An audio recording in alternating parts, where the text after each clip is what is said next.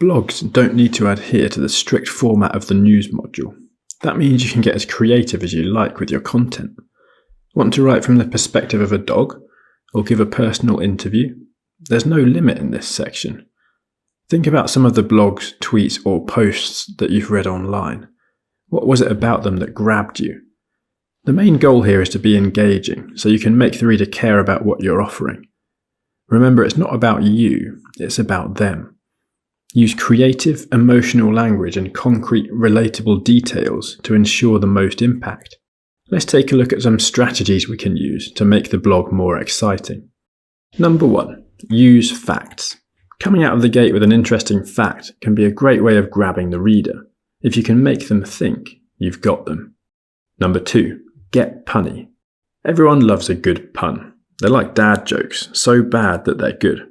Whether you raise a quirky smile or you make the reader laugh out loud, this can be an effective framework.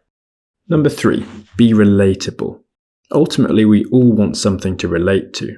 If you can tell a story that resonates with the reader's own personal experiences, you're golden. Number 4. Get personal. Sometimes the best approach is to speak right to the heart, and that's what this example does really well. And lastly, Q&A. Just to show you don't need to go all out with the creativity all the time, here's a simple question and answer approach. This 1-2 combination also works really well. Often the first time you write something, it can feel quite flat upon reflection. It's helpful to read your writing out loud to see if you can inject some fun and excitement into it with a different approach. The first line of the blog is the most important because you only have a few seconds to capture the reader's attention. Let's take a look at some more examples that grab the eyes right from the jump.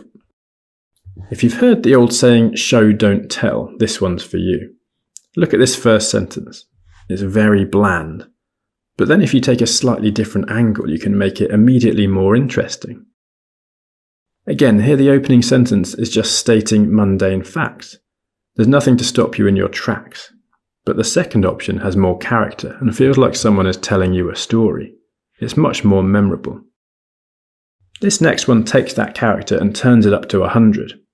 There's nothing particularly bad about the first opening, but there's nothing to write home about either.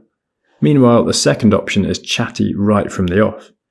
You almost want to lean in to hear every word. As you can see, a little bit of creativity can go a long way. So give yourself the freedom to go crazy with your blog content and see if you can hit a home run.